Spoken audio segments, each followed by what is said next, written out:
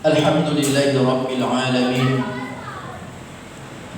Khalaqal insan 'allamahul bayan. Ashhadu an la ilaha illallah wa ashhadu anna Muhammadar Rasulullah. Allahumma salli wa sallim wa barik ala sayyidina Muhammad wa ala ali sayyidina Muhammad. Faqala Allah Ta'ala, A'udzu billahi minasy syaithanir rajim. Bismillahirrahmanirrahim. Ya ayyuhalladzina amanu taqullaha haqqa tuqatih wa la tamutunna illa wa antum muslimun. Ya ayyuhalladzina amanu wa qulu qawlan sadida yuslih lakum a'malakum dhunubakum wa may yuti'illahi wa rasulahu faqad faza fawzan 'azima. Jemaah Jumat yang dimuliakan Allah Subhanahu wa Ta'ala, begitu banyak aib-aib, kejelekan-kejelekan kita yang Allah tutupkan, aib kejelekan kita yang Allah sembunyikan. Allah sembunyikan dari teman kerabat kita, dan juga Allah sembunyikan dari keluarga-keluarga kita. Namun di lain sisi begitu banyak aib-aib kejelekan saudara-saudara kita, disengaja ataupun tidak disengaja, kadang terucap dari lisan kita, keluar segala kejelekan-kejelekan teman kita kepada orang lain. Namun walaupun demikian, Allah masih saja menutup aib-aib kita kepada orang lain. Patut kita syukuri sebagai bentuk kita hamba yang bertakwa kepada Allah Subhanahu wa Ta'ala. Jemaah Jumat yang dimuliakan Allah Subhanahu wa Ta'ala, begitu Nabi Muhammad sallallahu alaihi wasallam hijrah dari kota Makkah ke kota Madinah, semenjak itu kota Madinah dijaga oleh para malaikat dengan perintah Allah Subhanahu wa Ta'ala. Dan juga kota Madinah Allah cabut segala penyakit yang berada di dalam kota Madinah ketika Nabi Muhammad sallallahu alaihi wasallam mendiami kota Madinah. Bagaimana halnya kalau itu kita terapkan di dalam hati kita? Kita jadikan Nabi Muhammad SAW mendiami hati kita, dengan berharap kita dijaga, diamankan oleh Allah Subhanahu wa Ta'ala, dan dicabut berbagai penyakit dalam diri kita, dan terkhusus penyakit hati yang kita ingat. Dengan cara apa? Dengan cara mari kita perbanyak berselawat kepada Nabi Muhammad sallallahu alaihi wasallam. Allahumma shalli ala sayyidina Muhammad wa ala ali sayyidina Muhammad. Ditambah lagi dengan pengamalan perintah-perintah yang Nabi Muhammad sallallahu alaihi wasallam anjurkan kepada kita. Dengan begitu bersablah kehadiran Nabi Muhammad sallallahu alaihi wasallam di dalam diri kita, dan terkhusus di dalam hati kita. Dan semoga dengan harapan, dengan sholawat yang kita lantunkan, semoga kita termasuk salah satu umat yang mendapatkan syafaatnya di yaumil akhir nanti. Amin ya rabbal alamin. Jemaah Jumat yang dimuliakan Allah Subhanahu wa Ta'ala, pada saat sekarang ini begitu banyak kabar-kabar kematian yang kita dapatkan. Kematian teman kerabat kita, teman sejawat kerja, bahkan keluarga dekat kita, bahkan istri atau anak di sekarang ini, kematian meningkat luar biasa. Kita ikut takziah, kita ikut proses fardu kifayah. Namun jangan kita hanya pulang begitu saja. Ada pelajaran, ada iktibar yang harus kita ambil dari kematian-kematian tersebut. Kematian jangan ditakuti, tapi kita mesti berani menghadapi kematian itu. Yang harus kita ambil pelajaran adalah bahwasanya kalau saat ini mereka duluan mendahului kita, hari ini, bahkan sekarang ini, besok atau lusa, kapanpun mungkin kematian itu akan datang kepada kita. Kematian adalah rahasia Allah Subhanahu wa Ta'ala. Kita mesti mengambil pelajaran dari kematian, karena kematian adalah salah satu nasihat yang tidak berbicara, namun luar biasa manfaatnya apabila kita ambil itu menjadi sebuah pelajaran bagi kita. Tentu kita sebagai orang yang beriman kepada Allah Subhanahu wa Ta'ala, tentu kita sebagai hamba yang taat kepada Nabi Muhammad, tentu kita sebagai umat yang taat kepada Nabi Muhammad sallallahu alaihi wasallam, menginginkan, mengidamkan atau mencita-citakan kematian yang husnul khotimah, namun menolak kematian yang su'ul khotimah. Kematian itu pasti, tidak ada yang bisa menunda. Tidak ada yang bisa menangguhkan walaupun dengan harta dan jabatan yang dia miliki. Kematian itu pasti, karena itu takdir Allah Subhanahu wa Ta'ala. Kita sebagai manusia hanya bisa menjalankan apa yang telah ditakdirkan Allah kepada kita. Konteksnya, manusia dalam memilih takdir ada dua. Pertama, takdir musayyar atau yang dipilihkan atau diperjalankan kepada kita. Artinya, takdir itu mesti suka tidak suka harus kita jalani. Kenapa kita jadi manusia berkelamin laki-laki? Tidak bisa kita ubah. Kenapa mereka jadi perempuan? Tidak bisa kita ubah. Kenapa kita hadir? Kenapa kita lahir dari suku Jawa, suku Batak? Tidak bisa kita ubah. Karena itu takdir yang dipilihkan oleh Allah Subhanahu wa Ta'ala.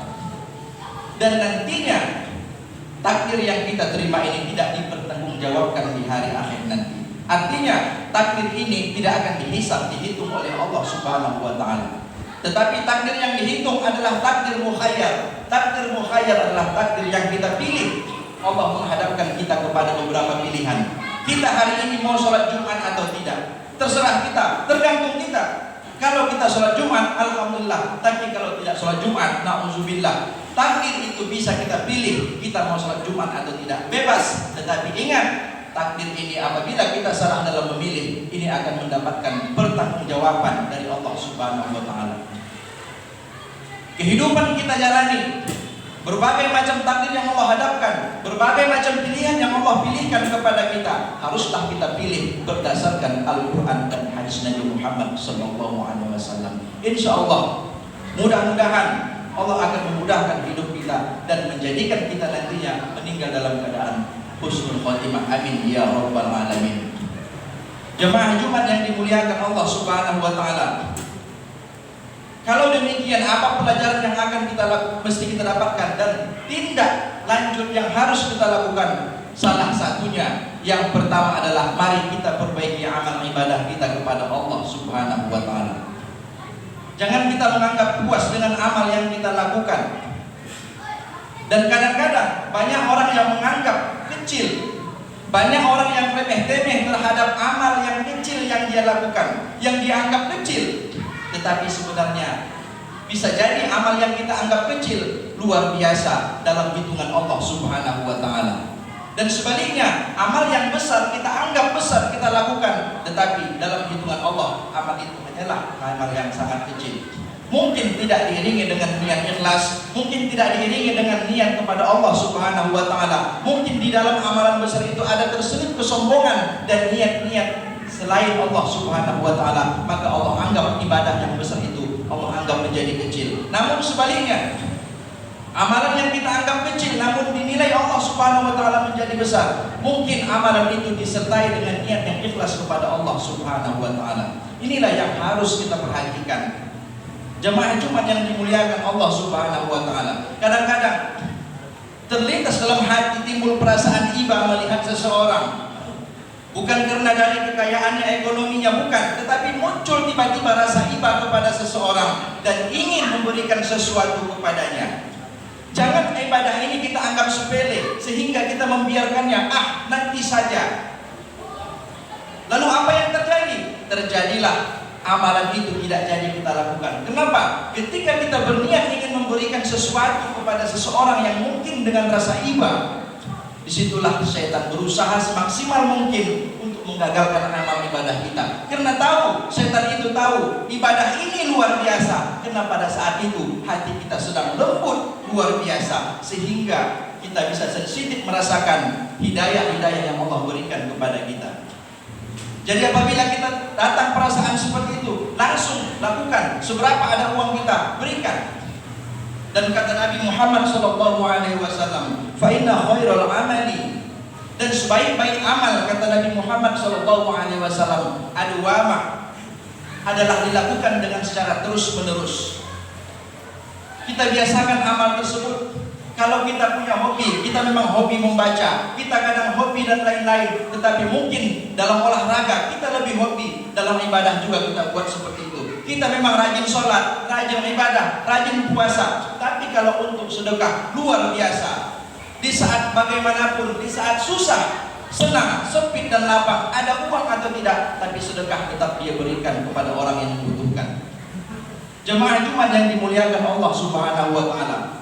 Yang kita lakukan adalah untuk mempersiapkan kematian kita adalah bertaubat kepada Allah Subhanahu wa taala. Selagi nafas masih berhembus, selagi nyawa masih di badan, marilah kita bertaubat kepada Allah Subhanahu wa taala. Di saat kita merasa tidak berdosa kepada Allah Subhanahu wa taala, di saat itulah dosa yang besar datang menghampiri kita. Allah mengampunkan dosa-dosa orang yang bertaubat di malam hari atas dosa-dosanya di siang hari, dan Allah mengampunkan dosa orang yang bertaubat di siang hari atas dosa-dosanya yang dia lakukan di malam hari. Jemaah Jumat yang dimuliakan Allah Subhanahu wa taala, semoga kita semua mendapatkan ampunan dari Allah Subhanahu wa taala, dan semoga Allah memudahkan urusan kita dalam urusan dunia dan akhirat. Dan mari kita berbanyak berdoa kepada Allah Subhanahu wa taala, terlebih di hari Jumat. Ada satu titik waktu pada hari Jumat yang dimana apabila kita berdoa pada waktu itu, niscaya Allah akan mengabulkan doa-doa kita. Walhamdulillahirabbil alamin. Barakallahu li wa lakum wa astaghfirullahal azim walhamdulillahirabbil alamin.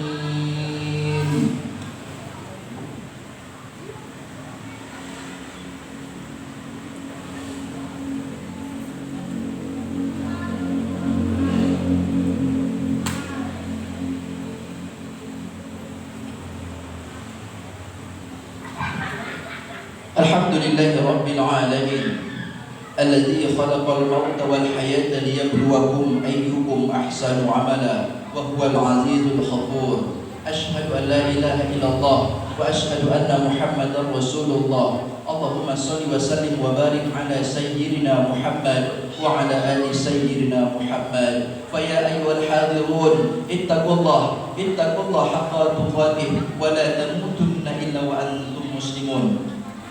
وقال الله تعالى في القرآن العظيم أعوذ بالله من الشيطان الرجيم بسم الله الرحمن الرحيم إن الله وملائكته يصلون على النبي يا أيها الذين آمنوا صلوا عليه وسلموا تسليما اللهم اغفر للمسلمين والمسلمات والمؤمنين والمؤمنات الأحياء منهم والأموات برحمتك يا أرحم الراحمين ربنا آتنا في الدنيا حسنة وفي الآخرة حسنة وقنا عذاب النار والحمد لله رب العالمين عباد